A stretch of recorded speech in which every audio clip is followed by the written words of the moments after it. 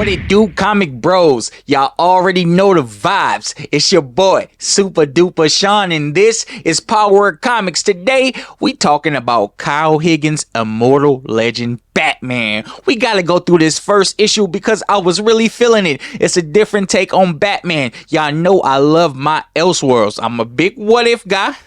I'm a big Injustice guy. Dark Knights of Steel. Basically anything Elseworlds, we gonna cover it on this channel. Those are my favorite comics to read. And Kyle Higgins, the way he built that Power Rangers universe and really brought that back.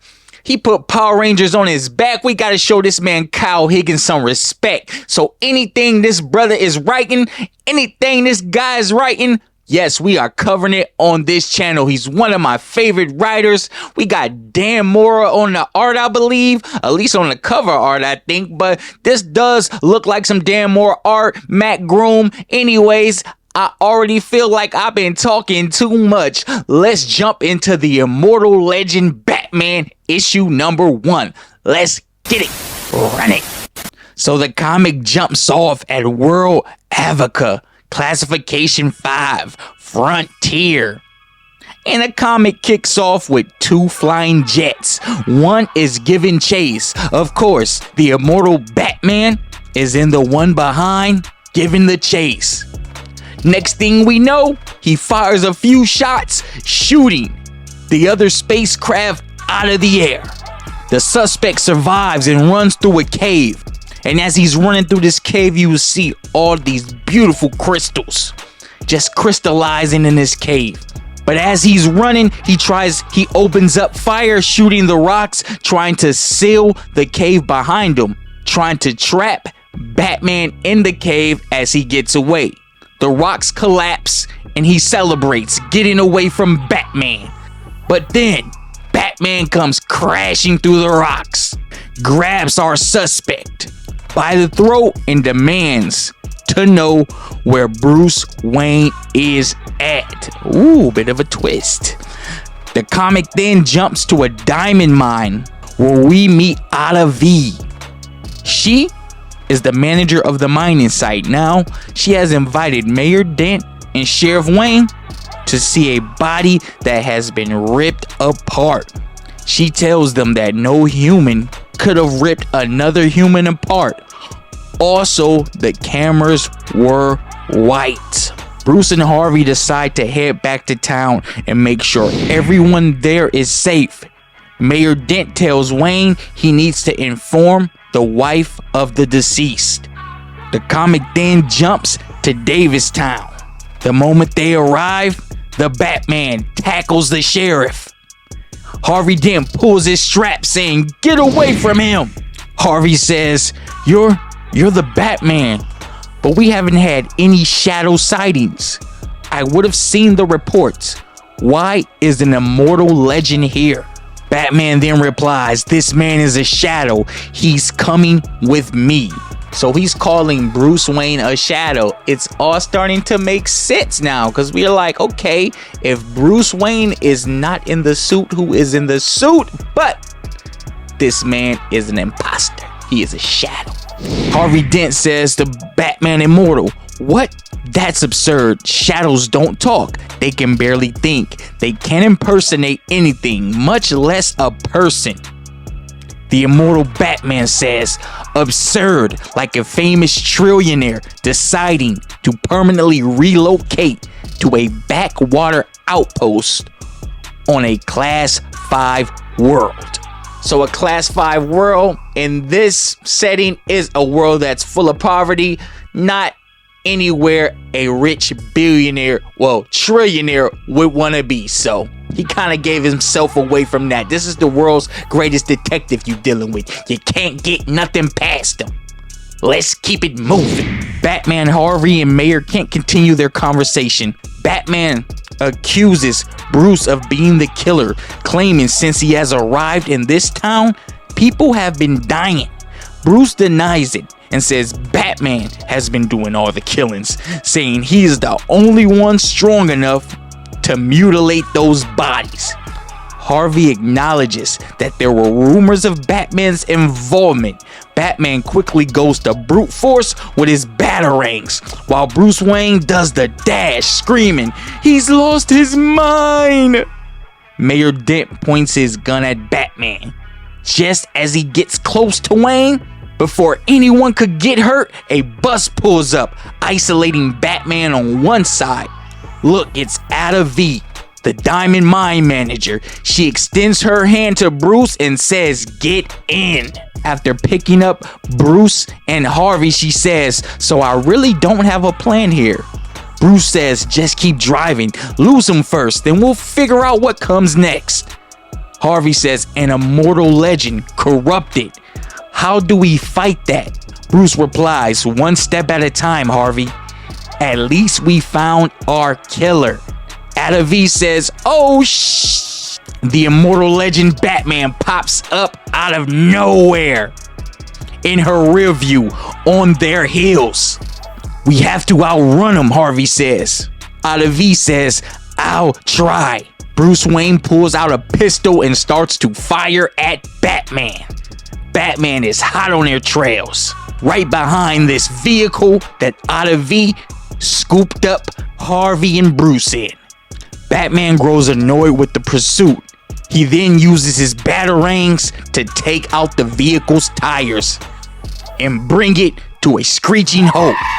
Once Dent and Wayne exit the truck, Batman unarms them and tells them to stand down. As they're standing down, Ada V stands up from the roof of the vehicle, presses a button, and it looks like the vehicle just transforms. It opens up and a huge mounted gun comes out of this vehicle. It's like a tank, man. Ada V picked them up in the tank. Only in the Elseworld you find civilians like Harvey Dent and Bruce Wayne, well, wannabe Bruce, with a tank, y'all. Come on, man. How can you not love Elseworld? Civilians got tanks. Let's keep it moving. She says, "I've only heard stories about you, Batman. Now this laser is for punching tunnels through crystals, but I'm pretty sure I'll melt you just as well as it does everything else." Okay, now that makes sense, because remember at the beginning of the issue, our suspect was running through the mines and they were crystallized. She is a diamond mine manager. She just really picked them up in her company vehicle. Is that right? Yeah, it's her company vehicle. You know what I mean? The perks of the job. Batman replies, "If you fire that here, we all die. So be it.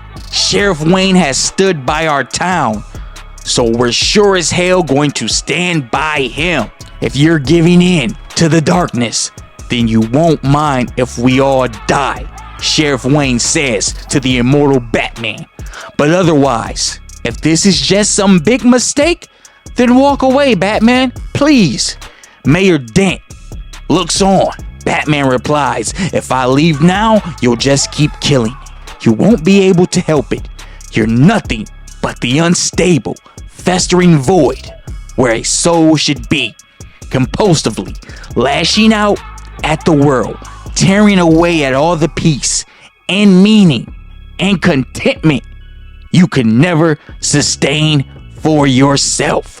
Bruce Wayne gets close to Batman, face to face, and quietly admits to killing all those people and being a shadow. He says, "Oh, please. Yes, I killed those people. Yes, I absolutely loved it. Yes, I relish earning the trust of those idiots before I snuff them out one by one. But get off your high horse. We both know you're no different. You love having your polite face, the one people can look up to, so your other face can satisfy your desperate yearning to met out the violence without consequence." The immortal Batman replies, "You're right.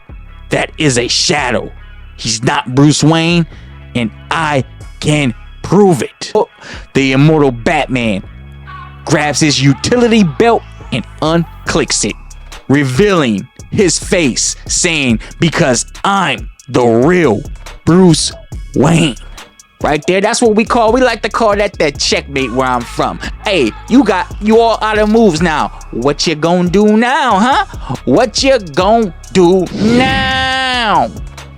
Mayor Dent says, but you can't be Bruce Wayne. The Batman is immortal. Batman, desperately trying to save Dent and Ada from the future heartbreak and potentially being killed later at the hands of the Shadow, removes his Batsuit and tells them he is the real Bruce Wayne. The Shadow Bruce Wayne reveals his true self to be Two-Face. Great take on the character of Two-Face, because Two-Face actually has two faces, being able to switch his face up. You know what I mean? So this Two-Face is kind of an upgrade, because he is a man of many faces. He can actually switch his face up. You know what I'm saying? This Two-Face, half Shadow, half Bruce Wayne. Let's get back into it. Come on, show these rubes the face they want to see.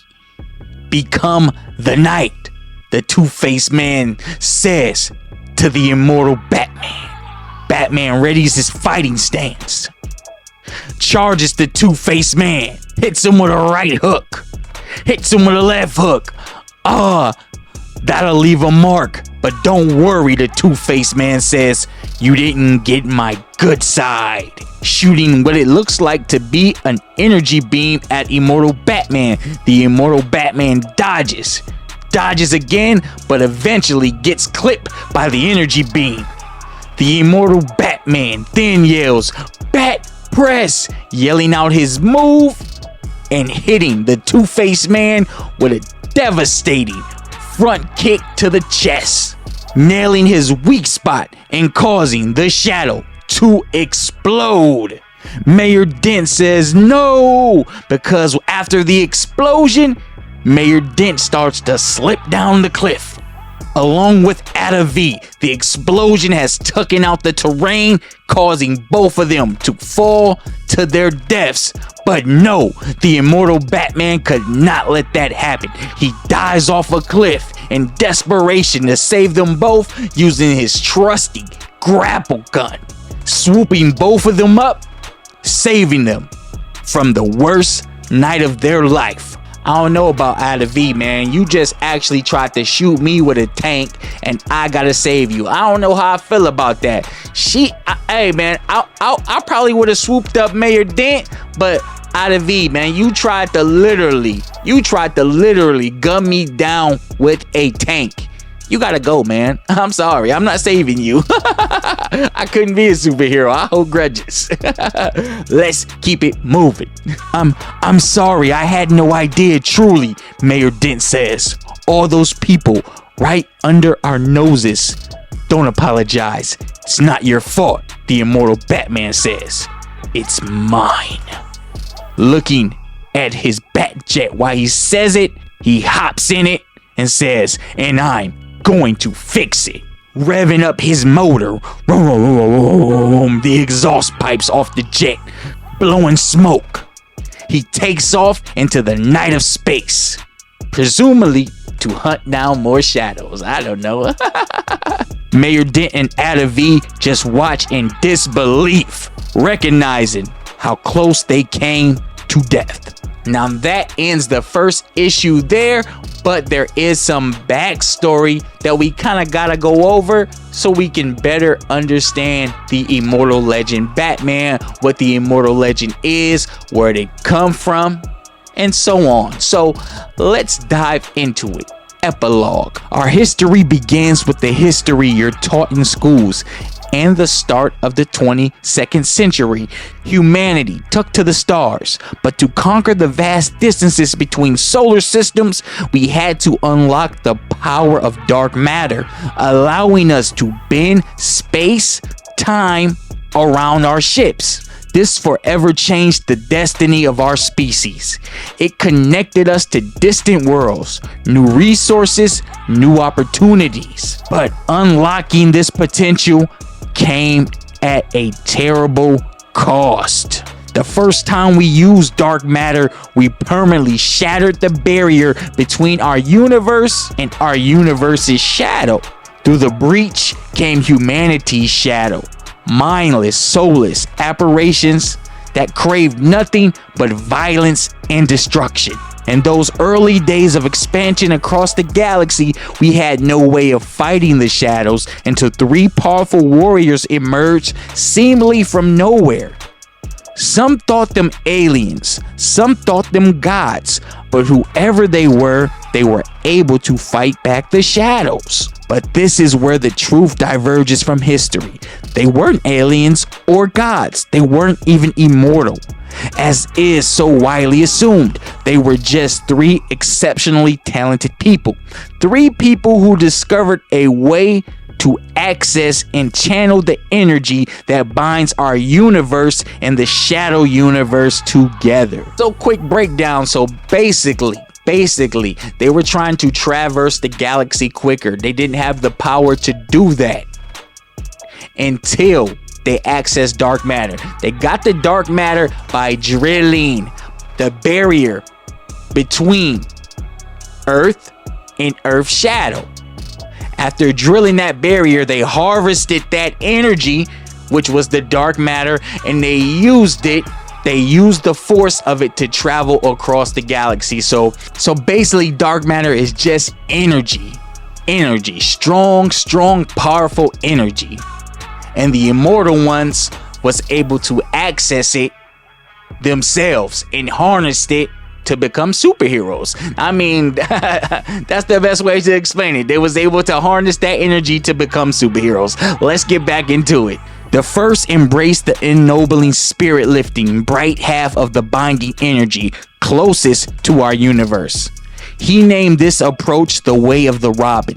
The second believed the tactics and abilities of the enemy could be used against him. He embraced the terrifying, relentless half of the binding energy closest to the shadow universe. He named his approach the Way of the Bat. The third was a pragmatic sort. She thought it would be best to utilize both approaches, pulling from each end as necessary, soaring into the light in some moments, and utilizing the terror of the dark in others. She named the approach the Way of the Nightwing. So each way is, think about it as, let's break it down as yoga. Each way is a different yoga pose. You know, when you do yoga, what do? The purpose of yoga is to relax and meditate. Now, whatever pose you in, you are still getting the relax in the meditation. You are still accomplishing that, just in a different way. So the Way of the Robin, the Way of the Batman, the Way of the Nightwing, now they're all harvesting energy, but they're using it in a different way. Together they pulled humanity back from the brink of destruction. But as it became clear we would never be free of the shadows entirely, the 3 made a plan to ensure their legacy would always continue.